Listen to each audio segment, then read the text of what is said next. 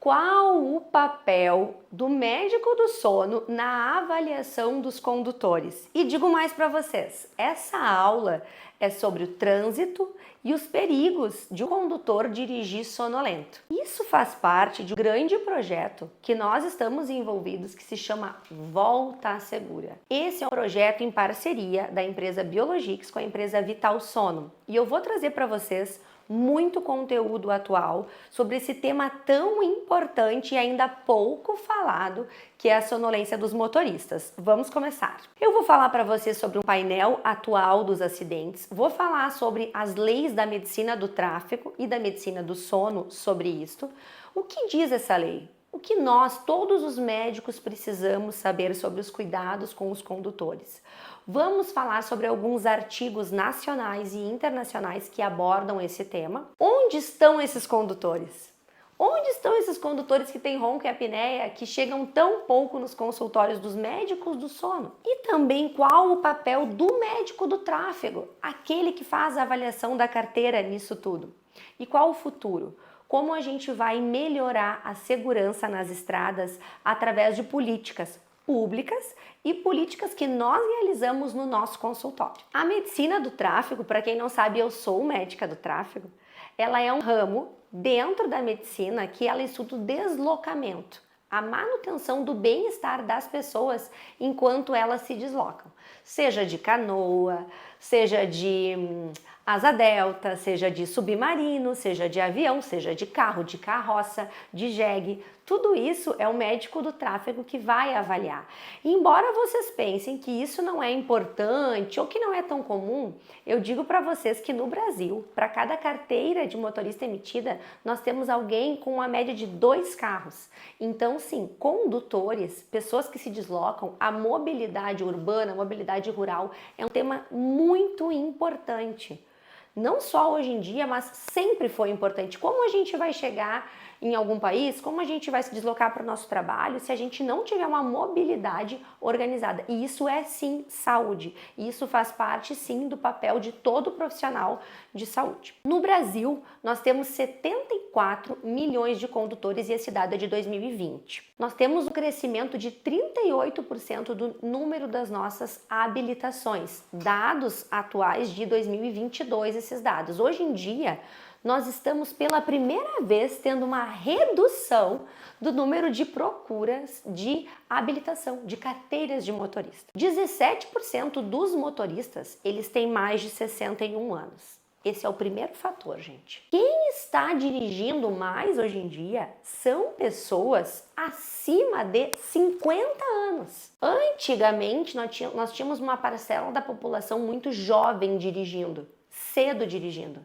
Nós nos preocupávamos com os jovens de 14 anos que queriam pegar o carro do pai ou uma moto sem habilitação. Esse cenário está um pouco diferente. Hoje em dia a gente se preocupa com os idosos que não têm tanta habilidade para estarem aí no trânsito dirigindo, por exemplo. Nós temos 1,4 carros brasileiros. Hoje em dia é quase 2,2 carros por brasileiro. Então o Brasil ele é um país dos condutores. Nós temos também muitos acidentes nas rodovias federais. Eu não estou falando daquele acidente que acontece ali numa zona rural, por exemplo. Não, não é sobre isso. Estou falando acidentes em rodovias federais.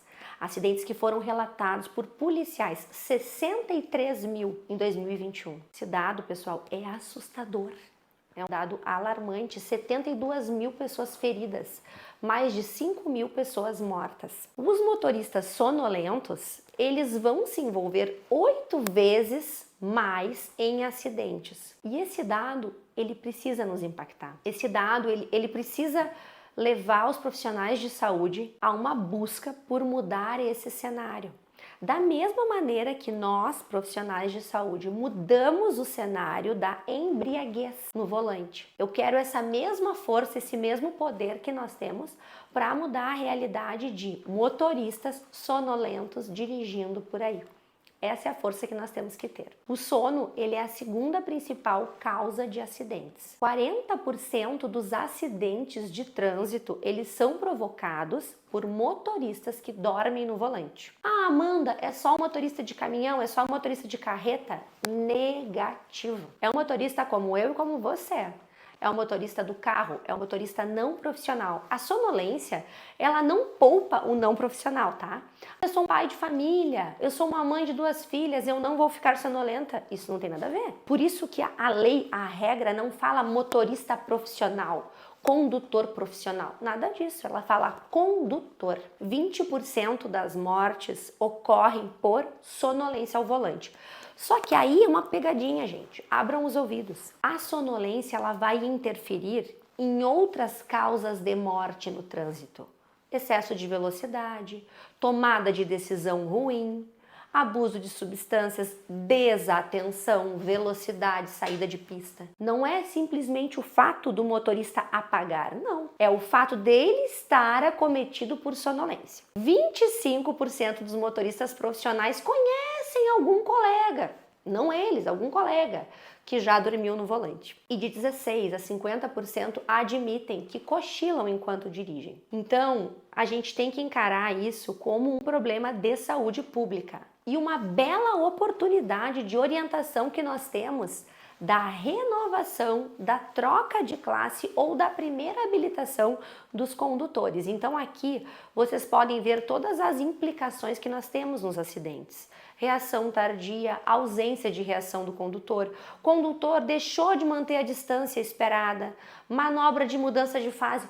Vocês não devem ver isso na cidade de vocês, mas eu vejo todos os dias pessoas que simplesmente não utilizam o espelho retrovisor. Estão desatentos? Estão fazendo o quê enquanto dirigem?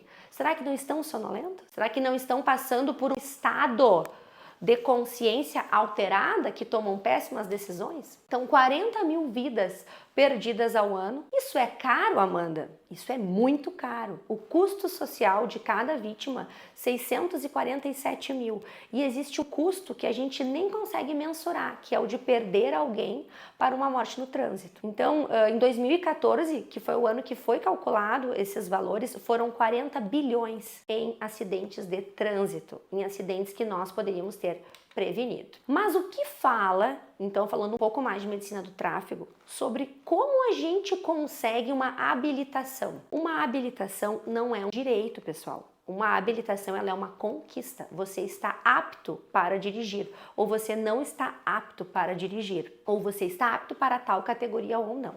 Hoje em dia, no Brasil, a cada 10 anos para condutores menores de 50 anos, vai acontecer uma renovação.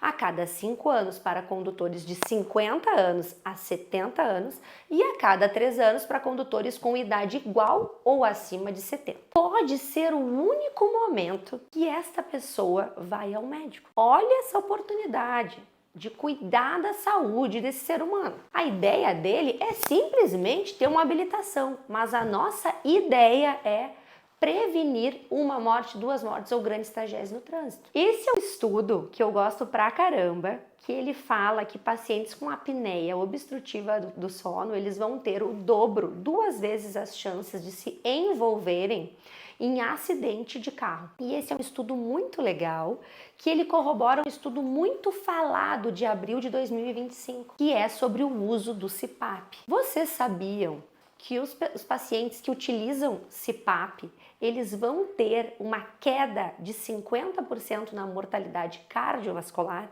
e 30% na mortalidade de outras causas? O que é outras causas, Amanda? É acidente de trânsito, é sonolência, é queda. Isso se relaciona a esse artigo mais antigo sobre dobrar as chances de se envolver em um acidente se tu tem apneia obstrutiva do sono. Aqui nós temos um outro estudo com mais de 48 mil pacientes que também fala dos riscos de pacientes com apneia obstrutiva do sono. E esse é um estudo de corte que acompanhou por 24 anos e ele viu um risco aumentado, um risco maior do que 30% nesses pacientes com apneia obstrutiva do sono. Então tá bem estabelecido, gente, na literatura que quem tem apneia obstrutiva do sono vai ter mais acidentes. A grande dúvida sempre foi dentro da medicina do tráfego, como avaliar esses condutores de uma forma racional.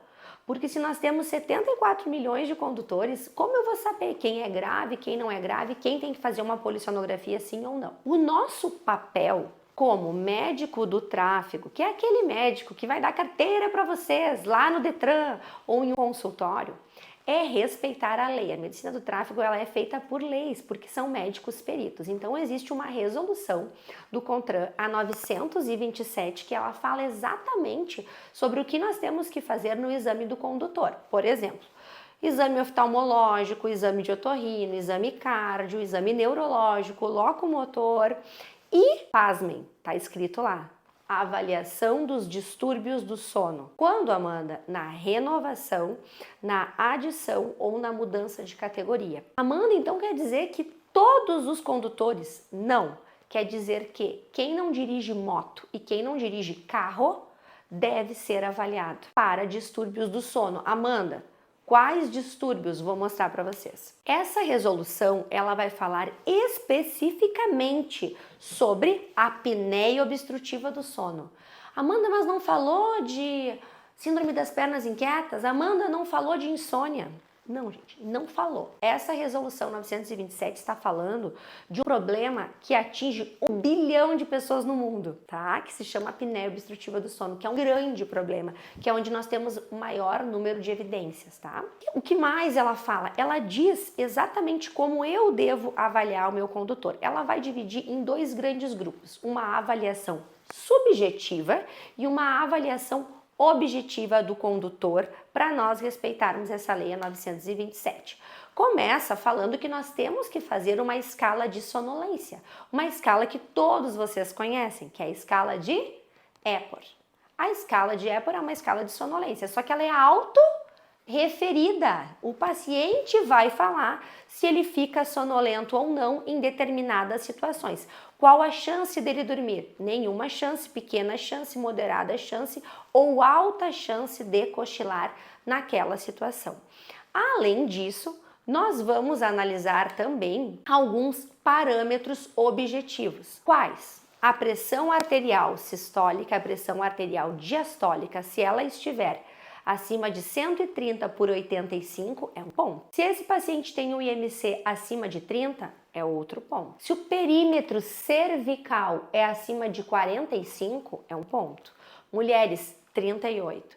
Se apresenta uma alampate, uma garganta fechada, onde a gente não vai visualizar as amígdalas, onde a gente não visualiza a úvula, uma alampate 3 ou 4, opa, mais um ponto. Então quer dizer que mesmo que o paciente diga que não tem sono nenhum, ao fazer algumas atividades, a gente pode dar positivo nesse teste. Pura verdade. Então, em resumo, a gente vai fazer parte objetiva e parte subjetiva da avaliação. O que mais fala essa lei? Ela fala assim: o candidato a condutor que tiver um Epworth maior ou igual a 12 ou, anota o ou apresentar 2 ou mais indícios objetivos de distúrbio do sono, pressão alterada, IMC alterado, a critério médico poderá ser aprovado temporário. Posso aprovar temporário. E aí eu vou assinar esse risco. Ou vai ser encaminhado para uma avaliação médica específica e realizado a polissonografia. Então, isso é uma mudança, gente. Isso é uma lei que favorece ao cumprimento dos cuidados com os condutores sonolentos no trânsito. Embora ele te diga que ele não está sonolento, os dados objetivos podem me mostrar que ele é de alto risco. E aí nessa segunda parte da lei, essa lei ela coloca uma pulga atrás da orelha dos médicos do tráfego. Porque como que eu vou simplesmente aprovar um condutor que eu sei que tem risco temporariamente? Como que eu vou afirmar que nos próximos 6 meses ou 1 ano que eu vou dar essa carteira que ele não vai se envolver em um acidente? Então isso é algo a ser discutido também, tá, gente? Isso é algo a ser debatido, inclusive nos congressos de medicina do tráfego. Mas tem um problema nessa lei, gente. Tem um problema na lei. Onde estão os médicos do sono? como o médico do tráfego lá do interior vai encaminhar para o médico do sono? Onde estão as polissonografias para a gente realizar em 74 milhões de condutores? Quanto tempo vai demorar até o candidato desta habilitação conseguir fazer essa avaliação? E qual o valor desse processo? Isso a gente tem que pensar. Isso aqui não é a Disney, não é mesmo? Então, se a gente tem 74 milhões de condutores e 1/3 deles vão ter apneia pelas nossas estatísticas, por que a gente não recebe mais encaminhamentos de médicos do tráfego? Onde estão essas pessoas sonolentas do volante? E quantos médicos do tráfego discutem casos com os médicos do sono, com cardiologistas, com otorrino, com neurologistas, com pneumos? Poucos. Primeiro desafio, o sono importa. Se dirigir alcoolizado é um problema, dirigir com sono também é um problema. É um problema assim como ter arritmia, como ter epilepsia, doenças que a gente não pensa em aprovar sem investigar bem. O segundo desafio, nós podemos liberar temporariamente o condutor? Eu vou ter certeza que ele não vai se envolver em nenhum acidente sabendo que é o dobro de chance? Clareza. A gente tem que ser mais claro no acesso aos especialistas. E isso tem importantes empresas nacionais que estão fazendo isso. Onde eu encontro um especialista em medicina do sono? Como eu faço para encontrar alguém no Rio de Janeiro, em São Paulo, no Pará, onde eu encaminho? E a logística e o financiamento. Qual tipo de polissonografia eu vou fazer para esses condutores? 21 milhões de candidatos a condutores podem ter apneia. Como que eu vou tratá-los? Sabendo que se eu tratar, eles não vão mais ter este risco. Então eu tenho que ter agilidade, e a polissonografia domiciliar, ela vem com isso. A polissonografia que pode ser realizada inclusive em alojamentos de condutores que estão em viagem. Então, esse estudo, ele é um estudo muito importante, tá? Ele fala sobre esses dados que eu trago para vocês, é o Episono. Ele mostrou que 60% da população vai ter queixas de sono e que 30% da população tem apneia obstrutiva do sono. E muitos deles são condutores, tá? Então, no mundo, isso é um grande problema. Nós temos apenas 30 centros de polissonografia SUS no Brasil. Então, isso nos leva a um subdiagnóstico. 80% dos pacientes com apneia não são diagnosticados e muitos são condutores. O que nós sabemos é que nós podemos utilizar métodos domiciliares, métodos mais resumidos, com uma agilidade na avaliação desses condutores. Inclusive, polissonografia, que é o exame do sono, que pode ser realizada no dedo, uma oximetria que pode ser realizada nesses condutores com um relatório, com um laudo mais rápido e ágil para que eles comecem o tratamento. Então aqui eu trago para vocês a polissonografia tipo 4, que faz parte desse movimento do volta segura dos motoristas, de avaliação do sono nos motoristas. Pode ser feito o tipo 3, que é um aparelho que vai ser avaliado com cintas, ou o tipo 2 em casa. São métodos que a gente pode fazer, ou até mesmo o tipo 1, que é feito em laboratório, que é feito no hospital. O que importa é o diagnóstico com excelência e com agilidade para que a gente tenha um trânsito mais seguro. A polissonografia tipo 1 do laboratório, do hospital, que todos os médicos conhecem, ela é incrível. Só que ela pode ser mais complexa no acesso para esses pacientes com apneia obstrutiva do sono. Por que não polissonografia domiciliar?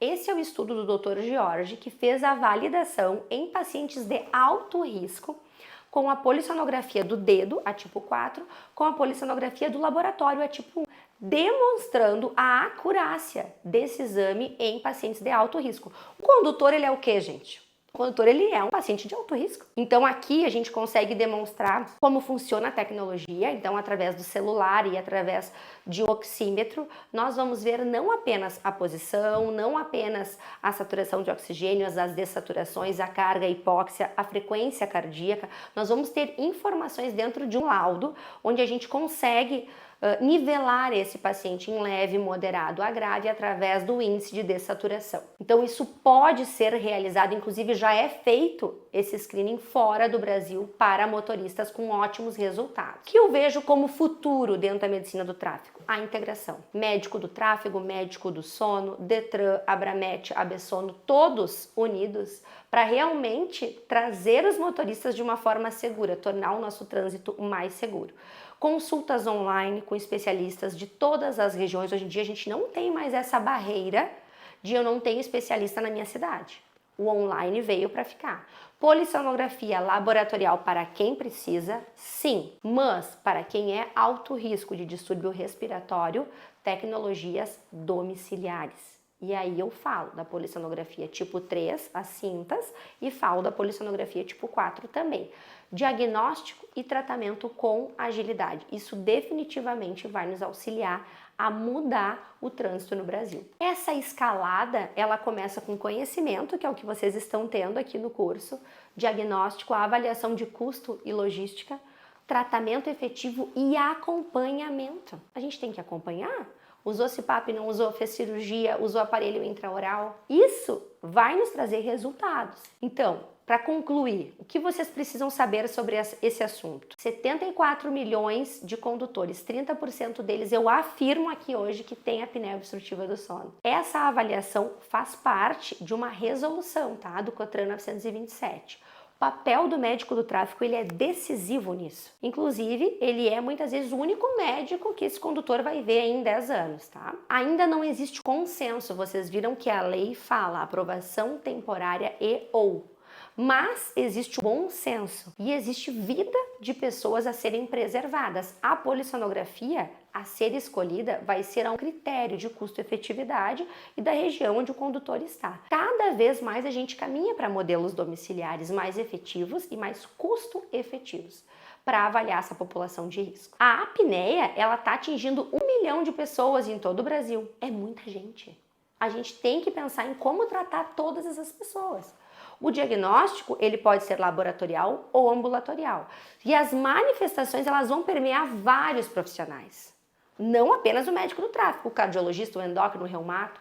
As consequências, elas são amplas, mas a gente quer encontrar essas pessoas, esses pacientes, antes das consequências. E serão necessários mais estudos para a gente entender perfeitamente essa população de condutores, principalmente a população de condutores idosos. O mundo que nós criamos, ele é um produto do nosso pensamento, eu acredito muito nisso. E eu vou deixar um material importante dessa campanha para que vocês conheçam, que é a Volta Segura, que é uma campanha que quer mudar o cenário de acidentes, assim como as campanhas contra o alcoolismo e contra o consumo de álcool nas estradas mudou.